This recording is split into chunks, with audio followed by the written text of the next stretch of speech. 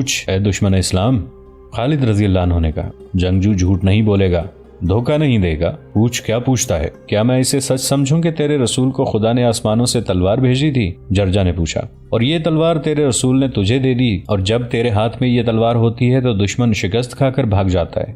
یہ سچ نہیں، خالد رضی اللہ عنہ نے کہا۔ پھر تو سیف اللہ کیوں کہلاتا ہے؟ جرجا نے پوچھا۔ پھر تو اللہ کی شمشیر کیوں بنا؟ سچ یہ ہے دشمن اسلام، خالد رضی اللہ عنہ نے کہا، رسول اللہ صلی اللہ علیہ وآلہ وسلم نے میری تیغ زنی کے جوہر دیکھے تھے تو آپ صلی اللہ علیہ وآلہ وسلم نے بے ساختہ کہا تو اللہ کی تلوار ہے۔ آپ صلی اللہ علیہ وآلہ وسلم نے مجھے اپنی تلوار انعام کے طور پر دی تھی، اب نکال اپنی تلوار اور تو بھی اس کا ذائقہ چکھ لے۔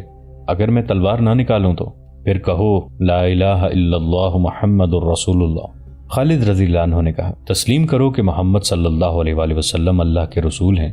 میں ایسا کہنے سے انکار کر دوں تو کیا کرے گا؟ پھر تجھ سے جزیہ مانگوں گا، خالد رضی اللہ عنہ نے کہا، اور تجھے اپنی حفاظت میں رکھوں گا۔ اگر میں جزیہ دینے سے انکار کر دوں پھر نکال اپنی تلوار، خالد رضی اللہ عنہ نے کہا، اور پہلا وار کر لے کہ تجھے افسوس نہ رہے کہ وار کرنے کا تجھے موقع نہیں ملا تھا۔ جرجا کچھ دیر خاموش رہا اور خالد رضی اللہ عنہ کے منہ کی طرف دیکھتا رہا۔ اگر کوئی آج اسلام قبول کرے تو اس کو کیا درجہ دو گے؟ جرجا نے پوچھا۔ وہی درجہ جو مسلمان کا ہے، خالد رضی اللہ عنہ نے کہا۔ اسلام میں کوئی بڑا اور کوئی چھوٹا نہیں، میں تیرے مذہب میں آنا چاہتا ہوں، جرجا نے کہا۔ میں اسلام قبول کرتا ہوں۔ خالد رضی اللہ عنہ کے چہرے پر حیرت کا بڑا گہرا تاثر آ گیا۔ کیا تو اپنے ہوش و حواس میں ہے اے رومی سالار؟ خالد رضی اللہ عنہ نے پوچھا۔ ہاں ابن الولید، جرجا نے جواب دیا۔ مجھے اپنے ساتھ لے چل۔ خالد رضی اللہ عنہ نے اپنا گھوڑا موڑا۔ جرجا نے اپنا گھوڑا خالد رضی اللہ عنہ کے پہلو میں کر لیا اور وہ مسلمانوں کے محاذ میں آ گیا۔ خالد رضی اللہ عنہ نے اسے کلمہ پڑھایا اور وہ مسلمانوں کے محاذ میں شامل ہو گیا۔ مسلمانوں نے تکبیر کے نعرے بلند کیے اور رومی لشکر نے بڑی بلند آواز سے جرجا پر لان تان کی، لیکن جرجا پر کچھ اثر نہ ہوا۔ بڑی ہی خون ریز جنگ شروع ہونے والی تھی اور جرجا اپنے ہی لشکر کے خلاف لڑنے کے لیے تیار ہو گیا تھا۔ اگست 636 عیسوی مسلمانوں کے بڑے ہی سخت امتحان کا مہینہ تھا۔ رومیوں کا ایک سالار اسلام قبول کر کے مسلمانوں کے پاس آ گیا تھا۔ مسلمانوں نے خوشی کے نعرے تو بہت لگائے تھے، لیکن انہیں احساس تھا کہ دشمن کے ایک سالار کے ادھر آ جانے سے رومیوں کے اتنے بڑے لشکر میں ذرا سی بھی کمزوری پیدا نہیں ہوگی اور دشمن کے لڑنے کے جذبے میں بھی کوئی فرق نہیں آئے گا۔ مسلمانوں کو اتنے بڑے اور ایسے منظم لشکر کا سامنا پہلی بار ہوا تھا۔ اسلام کے لیے یہ بڑا ہی خطرناک چیلنج تھا جو اسلام کے شیدائیوں نے قبول کر لیا تھا۔ مسلمان ایک خودکش جنگ کے لیے تیار ہو گئے تھے اور یہ پہلا موقع تھا کہ مسلمان عورتیں بھی مردوں کے دوش بدوش لڑنے کے لیے تیار ہو گئی تھیں۔ انہیں ابو عبیدہ رضی اللہ عنہ نے تو یہ کہا تھا کہ خیموں کے ڈنڈے نکال لیں اور پتھر اکٹھے کر لیں اور جو مسلمان بھاگ کر پیچھے آئے اس پر پتھر برسائیں اور اس کے منہ پر ڈنڈے ماریں، لیکن عورتوں نے اپنے آپ کو جنگ میں کود پڑنے کے لیے بھی تیار کر لیا تھا۔ دونوں فوجوں کی نفری ان کے سامنے تھی۔ وہاں تو ہر مسلمان عورت میں اپنے مردوں جیسا جذبہ تھا، لیکن ان میں چند عورتیں غیر معمولی جذبے والی تھیں۔ ان میں ایک خاتون ہند اور دوسری خولہ بنت الازور خاص طور پر قابل ذکر ہیں۔ ہند کا ذکر پہلے آ چکا ہے، وہ ابو سفیان کی بیوی تھی۔ اسلام قبول کرنے سے پہلے جنگ احد میں انہوں نے اپنے قبیلے کا حوصلہ بڑھانے کے لیے میدان جنگ میں گیت گائے تھے۔ یہ گیت رزمیہ نہیں تھے اور یہ باقاعدہ جنگی ترانے بھی نہیں تھے۔ ان گیتوں میں اپنے آدمیوں کی مردانگی کو ابھارا گیا تھا اور کچھ اس قسم کے الفاظ تھے کہ تم ہار گئے تو تمہاری بیویاں تمہیں اپنے جسموں کو ہاتھ بھی نہیں لگانے دیں گی۔ ہند کا چچا اس لڑائی میں حمزہ رضی اللہ عنہ کے ہاتھوں مارا گیا تھا، تو ہند نے مشہور برچی باز وحشی کو حمزہ رضی اللہ عنہ کے قتل کے لیے کہا اور اسے انعام پیش کیا۔ وحشی کی پھینکی ہوئی برچی کبھی خطا نہیں گئی تھی۔ اس نے میدان جنگ میں حمزہ رضی اللہ عنہ کو ڈھونڈ نکالا اور تاک کر برچی ماری۔ برچی حمزہ رضی اللہ عنہ کے پیٹ میں اتر گئی اور وہ شہید ہو گئے۔ ہند دوڑی گئی اور وحشی سے کہا کہ حمزہ رضی اللہ عنہ کی لاش کا پیٹ چاک کرو۔ وحشی نے حکم کی تعمیل کی تو ہند نے حمزہ رضی اللہ عنہ کا کلیجہ نکال کر منہ میں ڈالا اور چبا کر پھینک دیا تھا۔ کچھ عرصے بعد ابو سفیان اور ہند نے اسلام قبول کر لیا اور اب اس عورت کا وہی جوش و خروش اور جذبہ اسلام کی سربلندی کی خاطر لڑے جانے والی جنگوں میں کام آ رہا تھا۔ ان کا بیٹا یزید بن ابو سفیان رضی اللہ عنہ اسلامی لشکر میں سالار تھا۔ دوسری نامور خاتون خولہ بنت الازور تھیں جو زرار رضی اللہ عنہ بن الازور کی بہن تھیں۔ زرار رضی اللہ عنہ کا ہم پہلے ذکر کر چکے ہیں۔ وہ خود زرہ اور قمیض اتار کر لڑا کرتے تھے۔ اس غیر معمولی دلیری کی وجہ سے زرار رضی اللہ عنہ رومیوں میں قہر اور غضب سے لڑنے والے کے نام سے مشہور ہو گئے تھے۔ 2 سال پہلے زرار رضی اللہ عنہ ایک معرکے میں رومیوں کی صفوں میں اتنے دور چلے گئے کہ بہت سے رومیوں نے انہیں گھیر لیا اور زندہ پکڑ لیا تھا۔ زرار رضی اللہ عنہ رومیوں کے لیے بہت اہم شکار تھے۔ کوئی سوچ بھی نہیں سکتا تھا کہ رومی انہیں زندہ چھوڑ دیں گے، اور یہ بھی کوئی نہیں سوچ سکتا تھا کہ زرار رضی اللہ عنہ کی بہن خولہ انہیں چھڑا لائیں گی۔ ہم پہلے تفصیل سے بیان کر چکے ہیں کہ ایک معرکے میں خولہ رضی اللہ عنہ چہرے پر نقاب اور سر پر سبز امامہ رکھ کر رومیوں کی صفوں پر ٹوٹ پڑی تھیں۔ وہ خالد رضی اللہ عنہ کے قریب سے گزر کر آگے گئی تھیں۔ خالد رضی اللہ عنہ انہیں اپنا کوئی مجاہد سمجھتے رہے تھے۔ انہوں نے آخر انہیں اپنے پاس بلایا تو انہیں پتہ چلا کہ یہ کوئی آدمی نہیں بلکہ عورت ہے اور زرار رضی اللہ عنہ بن الازور کی بہن ہے۔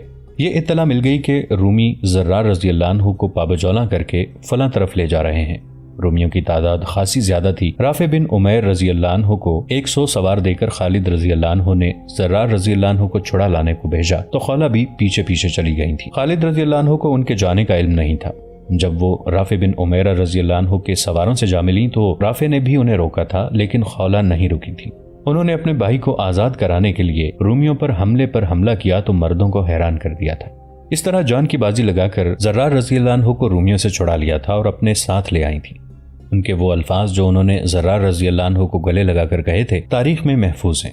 میرے عزیز بھائی، میرے دل کی تپش دیکھ کس طرح تیرے فراق میں جل رہا ہے۔ اب جبکہ رومی بلند و بالا پہاڑ کی مانند سامنے کھڑے تھے تو ہند اور خولہ دوسری تمام مسلمان عورتیں صرف بیویوں اور بہنوں کی حیثیت سے بیٹھی نہیں رہ سکتی تھیں، نہ وہ اپنے فرض کو دعاؤں تک محدود کر کے رکھ سکتی تھیں۔ ہند اور خولہ عورتوں کے کیمپ میں مردانہ چال چلتی گھوم پھر رہی تھیں۔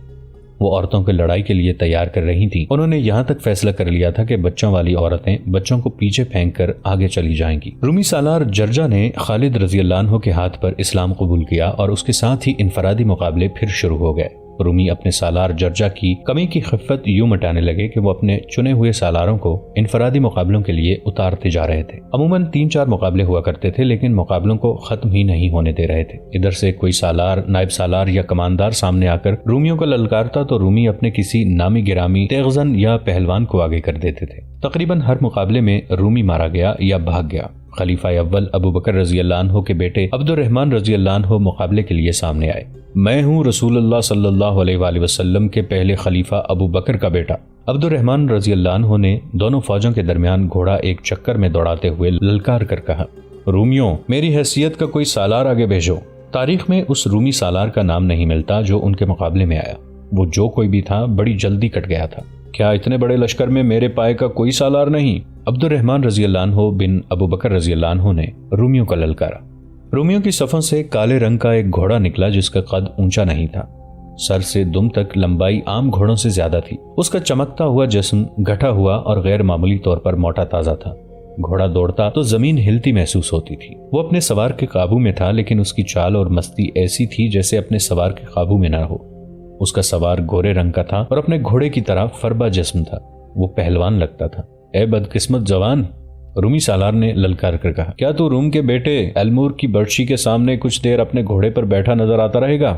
خدا کی قسم، عبد الرحمن رضی اللہ عنہ نے اپنے گھوڑے کو ایڑ لگا کر کہا، روم والے ابھی وہ برچی نہیں بنا سکے جو ابن ابی بکر کو گھوڑے سے گرا سکے۔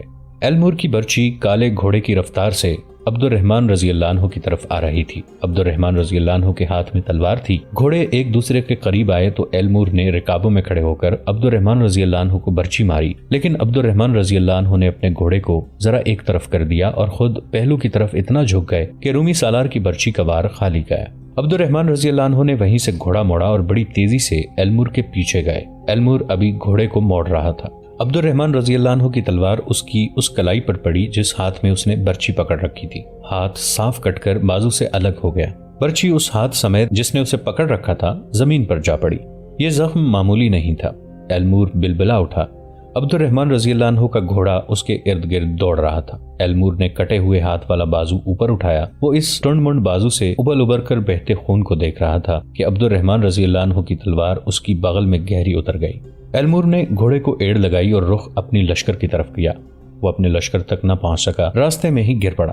اس کا کالا گھوڑا اپنے لشکر تک پہنچ گیا۔ عبد الرحمن رضی اللہ عنہ نے ایک بار پھر رومیوں کو للکارا، لیکن خالد رضی اللہ عنہ نے انہیں پیچھے بلا لیا۔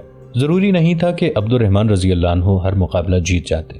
یکے بعد دیگرے 6-7 مسلمان سالار انفرادی مقابلوں کے لیے گئے اور ان کے مقابلے میں اترنے والے رومی مارے گئے یا شدید زخمی ہو کر بھاگ گئے۔ عبد الرحمن رضی اللہ عنہ ایک بار پھر بغیر کسی اجازت کے آگے چلے گئے اور رومیوں کو للکارا۔ ایک رومی سالار ان کے مقابلے میں آیا اور واپس نہ جا سکا۔ یہ تیسرا رومی سالار تھا جو عبد الرحمن رضی اللہ عنہ کے ہاتھوں مارا گیا تھا۔ اس طرح عبد الرحمن رضی اللہ عنہ نے 3 رومی سالاروں کو مار ڈالا۔ خالد رضی اللہ عنہ نے انہیں سختی سے کہا کہ وہ اب آگے نہ جائیں، اب کوئی آگے نہیں جائے گا۔ رومی سالار اعلیٰ مہان نے حکم دیا اور اپنے ساتھ کے سالاروں سے کہا، اگر یہ مقابلے جاری رہے تو ہمارے پاس کام کا کوئی ایک سالار بھی نہیں رہ جائے گا۔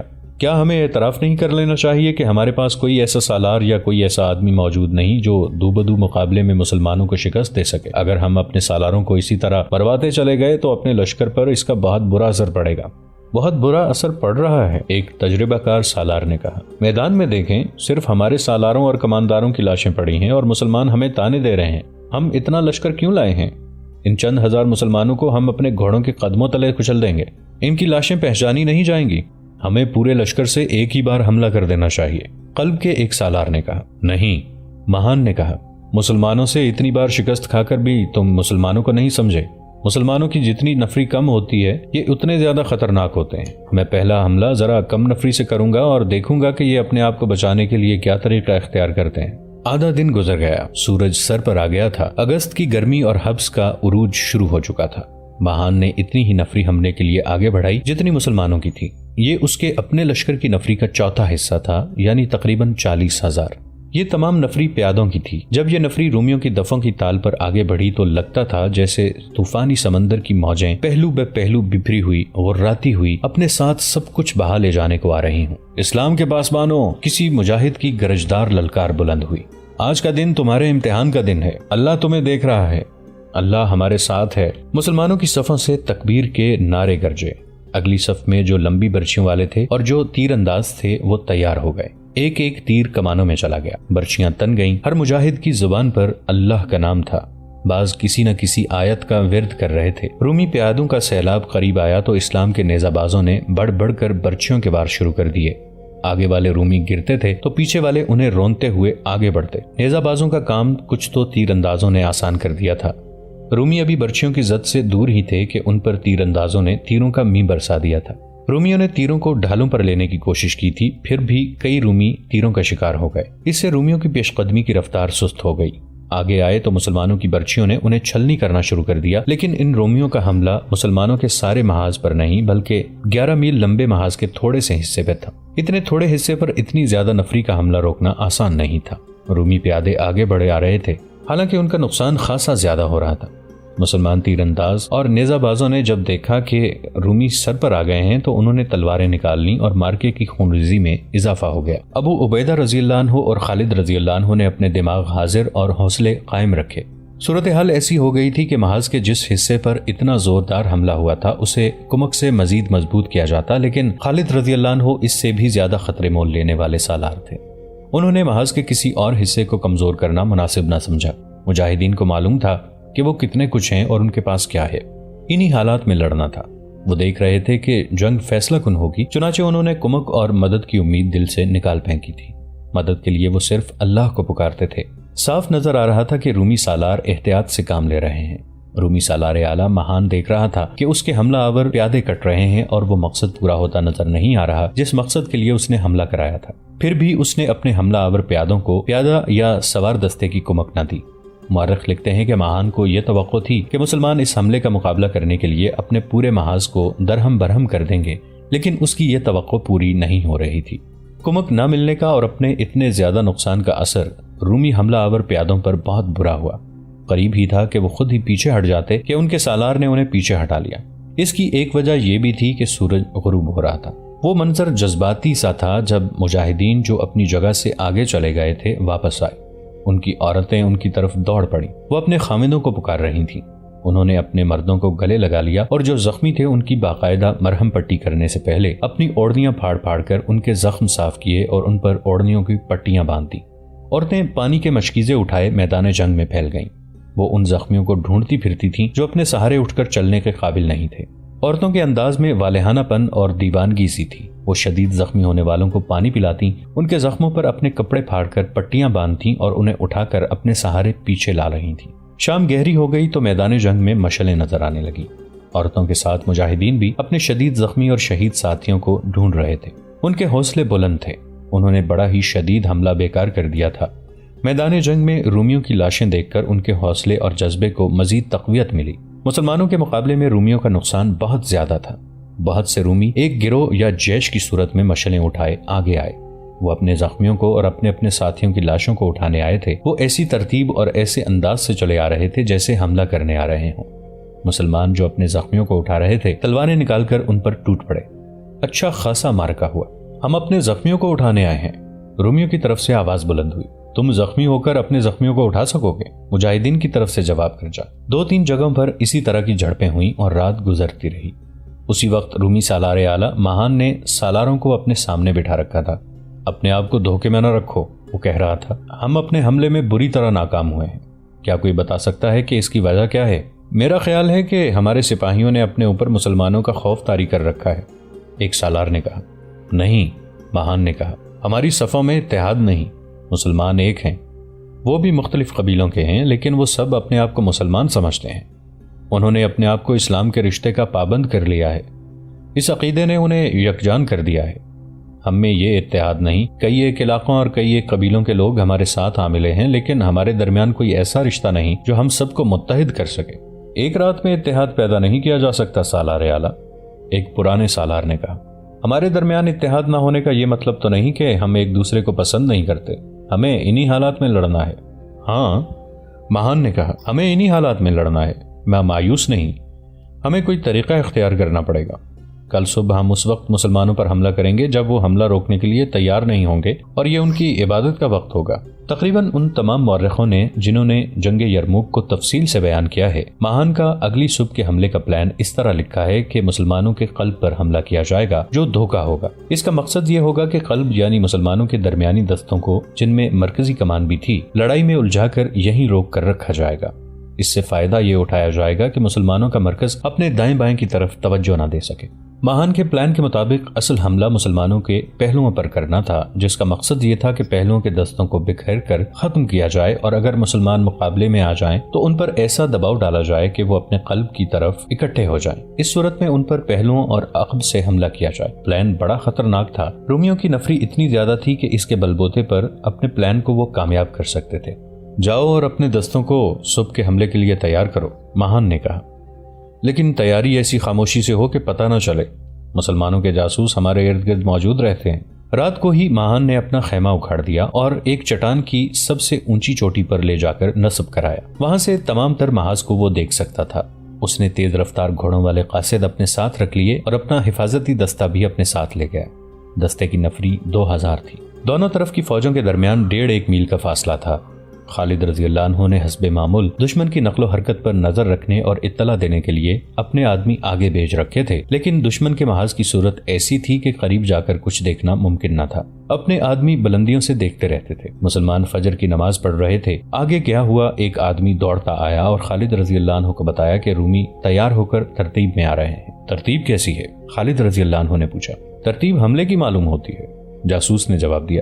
پہلے دف بجے تھے، پھر ان کے دستے بڑی تیزی سے ترتیب میں آ گئے۔ سوار گھوڑوں پر سوار ہو چکے ہیں۔ ہو نہیں سکتا کہ رومی کہیں اور جا رہے ہوں، خالد رضی اللہ عنہ نے کہا۔ وہ حملے کے لیے آ رہے ہیں۔